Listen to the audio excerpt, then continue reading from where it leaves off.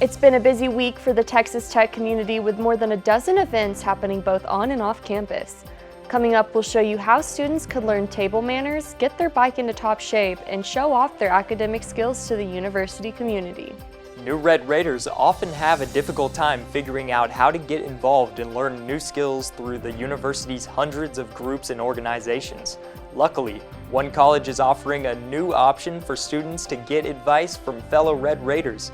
MCTV's Todd Eldridge introduces us to Peerco. A senator who survived a more than 24-hour-long filibuster, Elon Musk, and yet another round of tariffs are some of the biggest headlines in the national news this week. Kiley Phillips joins us this week to bring us up to speed on all the details in today's edition of MCTV's Inside the Issues.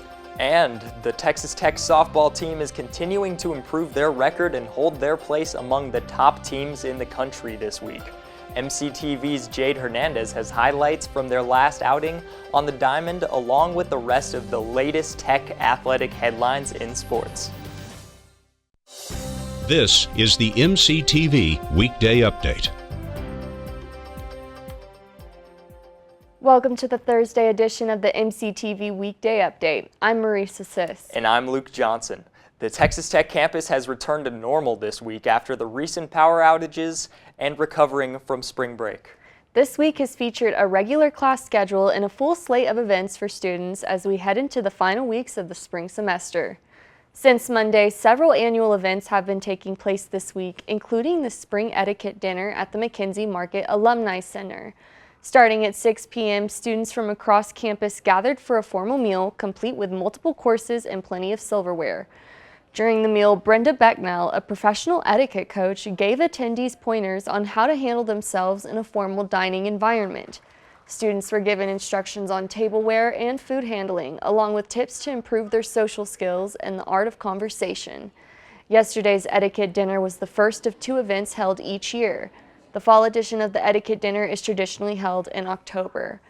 For more information on the Etiquette Dinner and other events held by the University Career Center, just visit careercenter.ttu.edu. Earlier yesterday, another campus group took advantage of a sunny spring day to host an annual event that helps students who choose an alternative to walking stay safe across campus. Transportation and Parking Services hosted the Spring Bike Clinic yesterday afternoon outside the sub. Starting at 10:30 a.m., representatives from TPS and UREC were available to talk about bike rules and safety and help make sure students' bikes were in top shape. Kendall Schneider with Transportation and Parking Services said the event was also a chance for students to learn more about what the university offers for riders of the popular two-wheel form of transportation. So we're here doing bike registrations through Transportation and Parking, and then we partner with the Outdoor Pursuit Center, part of the rec center that has the bike shop on campus, and they're here doing bicycle diagnostics and tune-ups and stuff like that. The Outdoor Pursuit Center is located next to the northwest entrance of the rec center. The OPC offers several services to students, including a student-run bike shop. Grant Giat, bike shop supervisor at the OPC, stayed busy during the event, helping students who may have put off much-needed maintenance on their bike. Yeah, so we took pretty much all of our same shop supplies that we use at our big shop, and we bring them out here and we do a free bike clinic. So it's a lot of people, just kind of minor repairs. You don't know what you don't know, so we'll check out and diagnose your bike and then get it running right. TPS's bike clinic is hosted twice a year in the fall and spring. TPS also organizes a car clinic before Thanksgiving and spring break each year, offering a free vehicle tune-up for students hitting the road during the holidays. Yet another yearly event was also scheduled on campus yesterday, showcasing the academic efforts of dozens of students here at Texas Tech. The 17th Annual Undergraduate Research Conference wrapped up yesterday afternoon at the Museum of Texas Tech. Each year, the conference gives undergrad students the chance to show off their research efforts during several poster presentation sessions held throughout the day. Each participant was given 45 minutes to set up for the event, followed by an hour-and-a-half to 2-hour sessions to interact with members of the campus community and explain their projects. This year's URC started on Tuesday and featured 4 poster presentation sessions over 2 days, with the last one ending at 2:30 yesterday afternoon. All sessions were held in the Helen DeVick Sculpture Court at the TTU Museum. This was the first year that the annual conference has been held inside the museum's facilities. Although it's been a busy week of events here at Texas Tech, a packed schedule is often the norm during the final half of the spring semester. Last week was no exception, as dozens of campus and student organizations try to fit everything in before classes end in May. MCTV's Todd Eldridge stopped by one of those events last Wednesday to find out how one college is helping students get connected to succeed here at Texas Tech and beyond. Did you know the College of Media and Communication has a mentorship program designed to help you further your skills outside of the classroom? Well, PeerCo is exactly that. Last week, PeerCo hosted a game night mixer to introduce students to the program. So basically, PeerCo is just a program where they match you with a mentor and they help you learn about the media and communications building. So they help you get connections in the college. It's great. PeerCo gives us an opportunity to share our love for the College of Media and Communication and just the university as a whole with people who are new to the college or just like a transfer student, and just help them to get really into the culture and kind of show them around and support them as they start their college career. PeerCo mentors like Travis Furlow take a mentee under their wing to show them the various extracurricular activities media and comms has to offer. Being a mentor now allows me to kind of be that big brother for people to kind of like help them along their journey in college and really get involved. I think being involved is one of the most important things you can do in college. Networking and getting some experience under your belt before you leave. You got to make it worthwhile. While deciding to join a mentor program like PeerCo could be a stressful decision for some students, Furlow shares his advice if you're still on the fence. Because it's so great. You have someone that's been here for a while, and it's kind of seasoned vet of college and knows what's kind of going on. I think it's a great opportunity for mentees to not only learn how to get involved, but also like figure out what kind of floats their boat. What are they interested in? Furlow says PeerCo is not only an excellent opportunity for new mentees to be introduced to the multitude of skills and resume building programs, but also for potential mentors to build their leadership and teamworking skills, and all of it helps improve resumes. For MCTV News, I'm Todd Eldridge. PeerCo is currently accepting applications for next school year, but the application deadline is tomorrow. If you would like to apply to be either a mentee or mentor in the program, spots are still available. And if you are chosen as a mentor, the College of Media and Communication is offering a $500 scholarship for helping mentees in their academic journey. For more information and a link to the application, check out CompC's social media pages on Facebook and Instagram. It's the beginning of April, and national headlines are still being dominated by a constant stream of stories out of Washington, D.C. So what do you need to know this week? Kiley Phillips catches us up on the top political stories of the day in this edition of MCTV's Inside the Issues. Kiley? Thanks, Maresa and Luke. A New Jersey senator made history Tuesday when he spoke for just over 25 hours straight in what's being referred to as a marathon speech. Senator Cory Booker took the Senate floor on Monday around 7 p.m., vowing to continue speaking for as long as he was physically able to. The speech totaled 25 hours and 5 minutes, and the senator came prepared. According to his website, he had 1,164 pages of prepared material, which included more than 200 stories from the people of New Jersey. Americans across the country shared the speech, and his TikTok livestream hit over 350 million likes. The letters and emails from everyday Americans showcased how hurtful the president's spending cuts have been. These are not normal times in America. And they should not be treated as such. Booker called on Republicans who didn't agree with Trump's economic policies to take a stand against them. He also emphasized that the agencies that do work for social and scientific issues are vital and that both sides of the aisle should be fighting to protect them.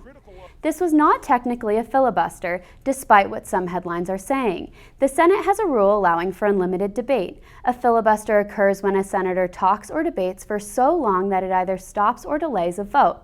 Since the Senate was not voting on legislation, Booker's 25 hours at the podium is being referred to as a marathon speech. Booker had no bathroom breaks and no food, but he did have the help of many Democratic colleagues who were able to ask him lengthy questions to give him a break from speaking. Applause filled the chamber when Booker surpassed the 1957 record made by Senator Strom Thurmond, who was taking a stand against the Civil Rights Act of 1957. Elon Musk's time in President Trump's administration could soon be coming to an end. Sources say that growing frustrations from cabinet members are forcing Musk to consider stepping down and returning to the working world. Earlier this week, President Trump told reporters that Musk will be returning back to work at his business and that Doge will be coming to an end. On Tuesday, Wisconsin voters rejected Musk's appointee for the state Supreme Court, despite Musk's $21 million in personal donations. Musk is also facing setbacks in his company Tesla, which saw a 13% drop in sales during the first 3 months of the year, according to reports.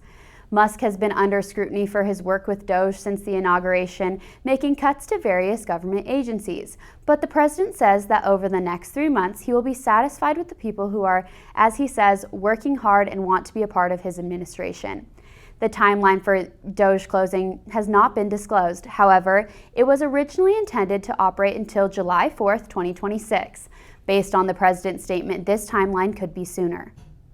President Trump unveiled his newest tariff expansion, referring to it as a declaration of economic independence. Economists worry that this escalation could lead to higher prices for Americans. His first announcement on what's being referred to as Liberation Day was a 10% increase on all imports into the United States, then even higher tariffs on goods from about 60 countries or trading blocs. This includes China, which is facing tariffs up to 34%, and the European Union at 20%. This is the most significant increase in U.S. tariffs since the Smoot-Hawley Act of 1930. Trump's reciprocal tariffs won't be equal to the ones other countries put on the U.S., unless that country already had a 10% tariff in place. They also won't add to the tariffs already used in certain industries. But we will charge them approximately half of what they are and have been charging us. So the tariffs will be not a full reciprocal. I could have done that, yes, but it would have been tough for a lot of countries who didn't want to do that. For example, instead of matching the European Union's 39% tariff on U.S. goods, the tariff on items from the EU will be 20%, which is just slightly over half. In an interview with Fox, White House trade advisor Pete Navarro said that the new tariffs would generate $600 billion annually, or $6 trillion over a decade. The baseline 10% tariff will go into effect at 12:01 a.m. on April 5th, and the reciprocal tariffs will go into effect at 12:01 a.m. on April 9th. Well, that was a look inside of this week's issues. Now back to you, Luke and Maresa. Thanks, Kylie. It's officially spring here at Texas Tech, which has been obvious by the frequent dust storms across the South Plains area the last few weeks, including another round of high winds just this past Tuesday. Beyond the wind, it's been feeling a lot more like spring as well, with temperatures climbing into the 70s and 80s each afternoon. But it looks like those warmer temperatures may be put on the hold for this weekend, and there's even more changes on the way. Chief Weather Specialist Elisabeth Herring has the details on what's headed our way in today's MCTV's forecast. Elizabeth?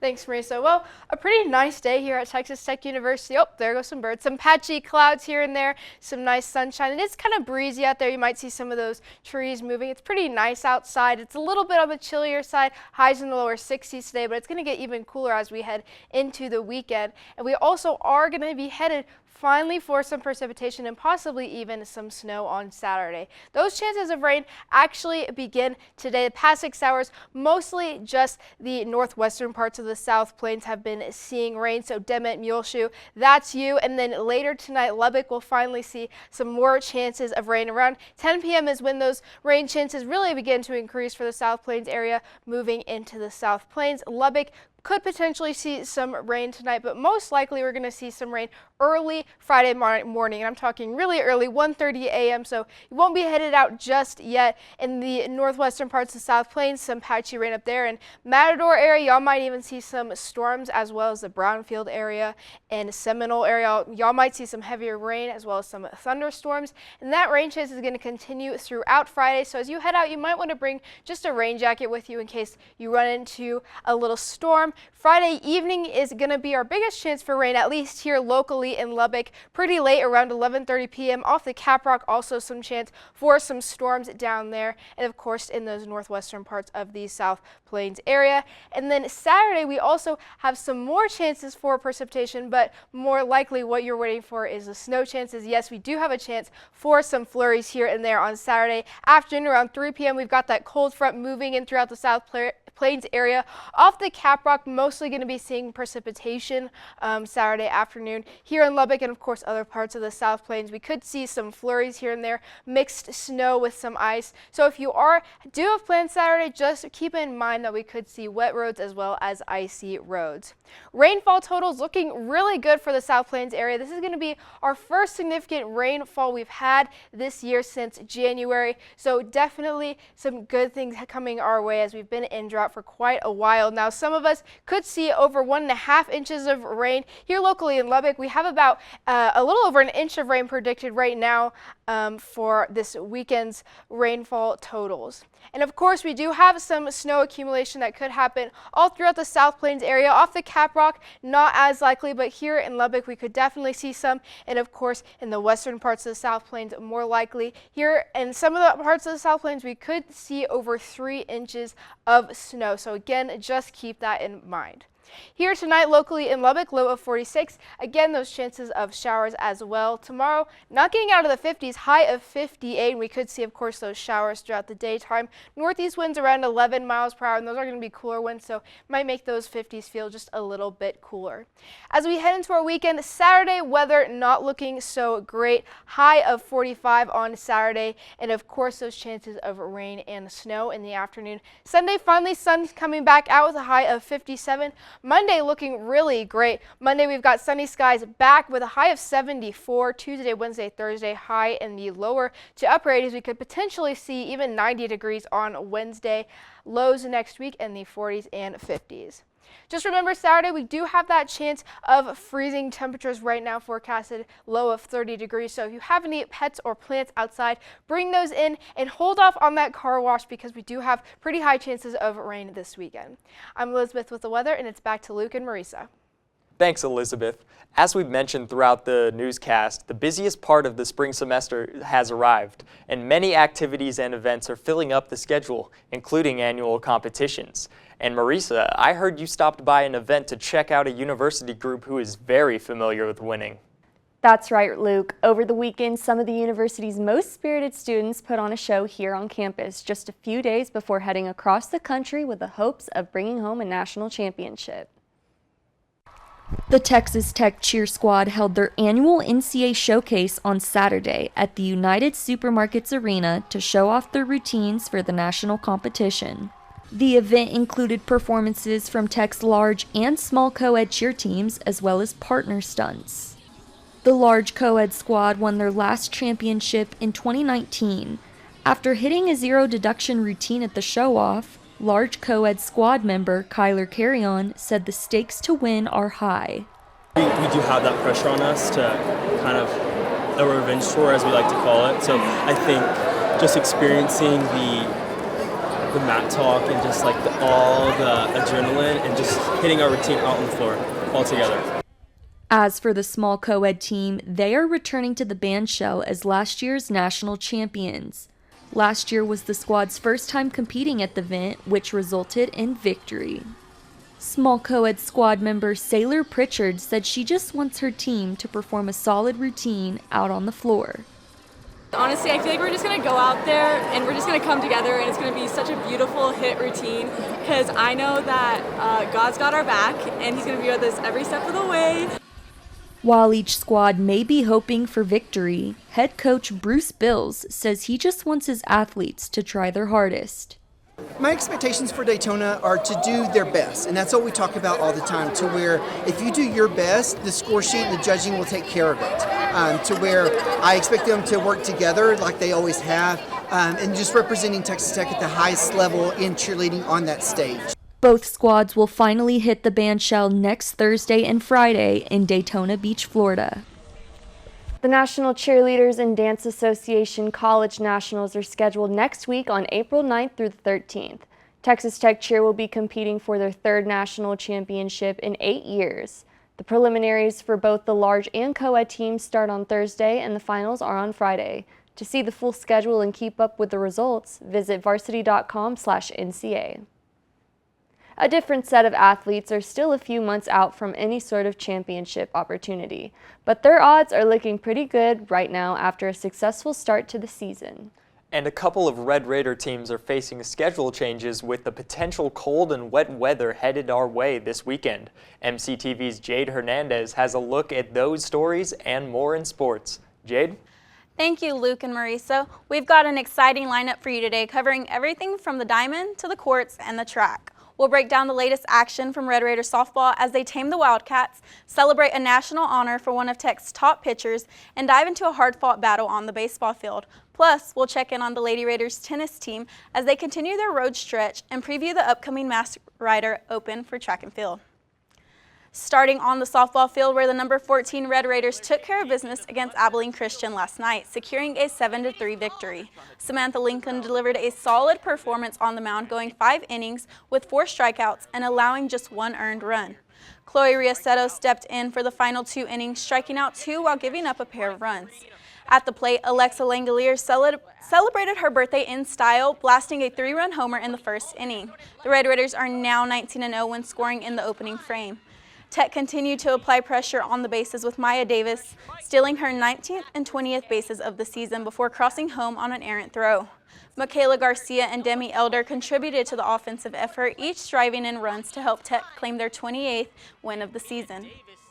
Up next, the Red Raiders return to Rocky Johnson Field this weekend for a key series against Utah. The action starts tomorrow at 6 p.m. and you can watch in person or through ESPN+. In more softball news, standout pitcher Nigeri Kennedy has been named D1 Softball's National Pitcher of the Week. Kennedy was dominant against Kansas, tossing a no-hitter in the series opener and striking out 26 batters over 12 innings of work. Now shifting from the softball diamond to the baseball field, Texas Tech battled number 10 Oklahoma in a tough matchup that came down to the wire. Despite an early 6-1 deficit, Tech rallied multiple times, pulling within 2 runs late in the game. Logan Hughes and Robin Villanueva led the charge, each driving in a pair of RBIs. Hughes reached base 4 times, including a 9th-inning solo homer that gave Tech a chance at a comeback. Tech brought the tying run to the plate in the bottom of the 9th, but OU held on to secure the win. Up next, the Red Raiders return to Rip Griffin Park for a crucial home series against Cincinnati, with first pitch on Friday now set for 2 p.m. due to expected inclement weather. In tennis, the number 15 Lady Raiders are on the road for 2 big matchups, taking on West Virginia and Cincinnati in Big 12 play. Texas Tech holds an 11-0 all-time record against the Mountaineers and is 2-0 against Cincinnati. With the 4-match winning streak, the Lady Raiders are led by Yekaterina Dmitrichenko, who recently earned her first career ITA singles ranking at number 124. Tech takes on West Virginia Friday at 10 a.m. and Cincinnati on Sunday at 11 a.m. Finally, Texas Tech Track and Field is hosting the Mass Rider Open today at the Fuller Track and Field Complex. Originally scheduled for a 2-day event this weekend, the meet has been condensed to 1 day due to incoming weather. For the latest results, visit texastech.com. That's all for this week's Texas Tech Sports Update. Stay tuned for more coverage. I'm Jade Hernandez, and as always, Recom Tech. Back to you, Luke. Thanks, Jade. Even if you aren't an official student athlete here at Texas Tech, one facility here on campus is constantly offering average Janes and Joes the chance to show off their skills with the chance to earn bragging rights. The University Recreation Center, or UREC, offers a variety of intramural sports options for any Red Raider. Many of the sports compete in leagues, but UREC also offers one-off events throughout the school year called flash events. On Friday, March Madness Cornhole took place in the Rec Center Student Lounge. Participants could compete in teams of 2 in the popular backyard game while catching the latest action on the basketball court during the NCAA tournament. March Madness Cornhole was just one of several single-day events happening this semester. We have a lot of like different sports and things you can try for flash events, which are different than like classic events that are a whole regular season and then a playoff. It's just a 1-day long tournament that you get to come and have fun. Friday's cornhole competition started at 6 p.m. and finished up with the top 2 teams vying for first place and a pair of championship t-shirts. The next flash event on the intramurals calendar is spike ball tomorrow afternoon. And if you would like to sign up to compete or check out all the events and options offered by UREC, visit the websites listed on your screen. If the events calendar and schoolwork has felt a little overwhelming since returning from spring break, you certainly aren't alone. Unfortunately, it's not going to slow down until finals. But in the meantime, one campus group continues to offer fun and free options to escape the weekly grind of student life. MCTV's Allison Brock recently headed outside the city limits for a chance to sit back, relax, and enjoy the silver screen under the stars. Tech's Student Activity Board held a free screening of the new Captain America film today at Stars and Stripe Drive-In. The goal, not just to connect movie buffs, but students as a whole. Nightlife coordinator of the Student Activities Board, Ethan Evans, helped plan last Wednesday's event. Evans contacted the theater to plan the screening for the students. Inviting the students out for a free drive-in instead of just some other event. It's a brand new movie, Captain America. It came out a couple weeks ago, I know, but still, not everyone's seen it because we're college students. Yeah. It's just fun to have fun and see what's going on in that area. Student activity boards plan fun and free events for students throughout the year. The group picks a variety of locations off campus to help students learn about other businesses in the Lubbock area. Show students that there's something outside of Lubbock that's quiet, it's cool, it's relatively cheap. You get 2 movies for like $9 usually. Evans says SAB has more events happening throughout the semester. Students have several options to find out how to get involved. At the Student Union Building, we have our calendars everywhere. It says SAB events on it, or free student events on it. We're on Instagram with it's Texas Tech SAB, and then we're also on Tech Connect. We are a actual student org, and if not, you can just come down to the basement of the Student Union Building and see us in our office. For MCTV, I'm Allison Brock.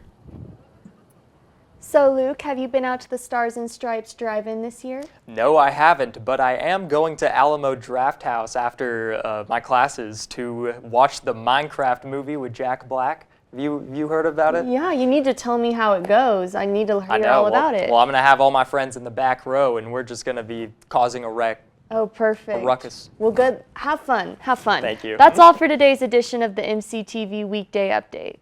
Thanks so much for joining us, and be sure to check ttuhub.net every day for more news. We'll see you next week.